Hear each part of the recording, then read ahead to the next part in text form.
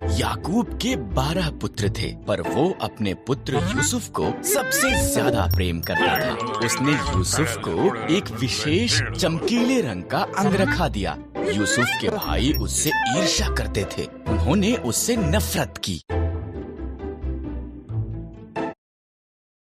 यूसुफ ने विशेष स्वप्न भी देखे। मेरे स्वप्न में हम खेत में पूले बांध रहे थे, उसने कहा, और तुम्हारे पूलों ने मेरे पूले को दंडवत किया। यूसुफ के भाइयों ने उससे और भी ज्यादा नफरत की। यूसुफ ने एक और स्वप्न देखा। सूर्य, चंद्रमा और 11 तारे मुझे दंडवत कर रहे थे। उसके पिता और उसके भाई कुड़कुड़ाए। क्या तू ये कह रहा है कि तू हम पर राज्य करेगा? एक दिन यूसुफ के भाई खेतों में उनकी भेड़ों की निगरानी कर रहे थे। उन्होंने उसे उनकी तरफ आते हुए देखा। उन्होंने उसे मार देने और उसके सपनों का अंत करने की योजना बनाई। हमारे भाई को मार देना गलत होगा, रूबेन ने कहा। आओ हम उसे खाली गड्ढे में डाल देते हैं। इसलिए उन्होंने यूसुफ का विशेष अंगरखा फाड़ दिया और उसे गड्ढे में फेंक दिया। इश्माइली व्यापारी मिस्र की तरफ उनके मार्ग से गुजरे। आओ हम यूसुफ को इश्माइलियों के गुलाम के रूप में बेच देते हैं, यहूदा ने सुझाव दिया। इसलिए भाइयों ने यूसुफ को चांदी के 20 सिक्कों के लिए बेच दिया। भाइयों ने यूसुफ के अंगरखे को बकरे के लहू में डुबोया और इसे याकूब को दिखाया। मेरा पुत्र मर गया है, वो रोया। इसी दौरान यूसुफ को मिस्र में ले जाया गया, लेकिन परमेश्वर यूसुफ के साथ था।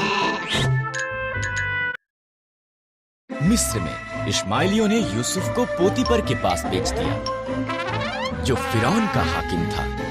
परमेश्वर ने यूसुफ को आशीष दी और उसे सफल बनाया। पोतीपर ने यूसुफ को अपने पूरे घराने का अधिकारी बना दिया। पोतीपर की अच्छी सेवा की। पोतीपर की पत्नी ने चाहा कि यूसुफ परमेश्वर के विरुद्ध पाप करे। यूसुफ ने इनकार कर दिया, इसलिए उसने उसके बारे में झूठ बोला। पोतीपर ने अपनी पत्नी पर विश्वास किया और यूसुफ को जेल में डाल दिया गया। जेल में यूसुफ फिरौन के 2 हाकिमों से मिला। इन दोनों ने स्वप्न देखे और परमेश्वर ने यूसुफ को उनके अर्थ दिखाए। यूसुफ की व्याख्या सच्ची हुई। पिलाने हार को आजादी मिली, पर पकाने हार को फांसी दी गई।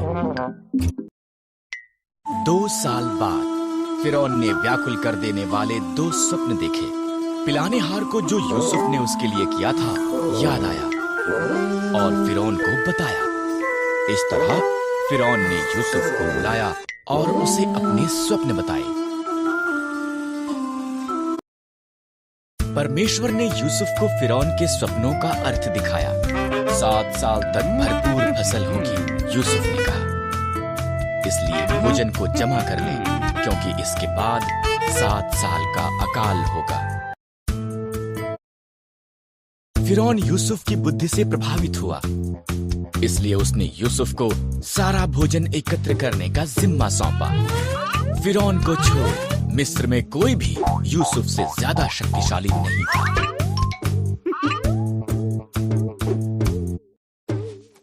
यूसुफ के भाई मिस्र में भोजन खरीदने के लिए गए। उन्होंने यूसुफ को दंडवत किया, पर उसे पहचान नहीं पाए। जब उसने देखा कि वो बदल चुके थे, तब उसने उन्हें बताया कि वो कौन था। भाई भयभीत हो गए थे। तुम लोगों ने मेरे लिए बुराई का विचार किया, यूसुफ ने कहा, परंतु परमेश्वर ने उसे भलाई के लिए प्रयोग किया। हमारे पूरे परिवार को मिस्र में ले आओ, हमारे पास खाने के लिए भरपूर होगा।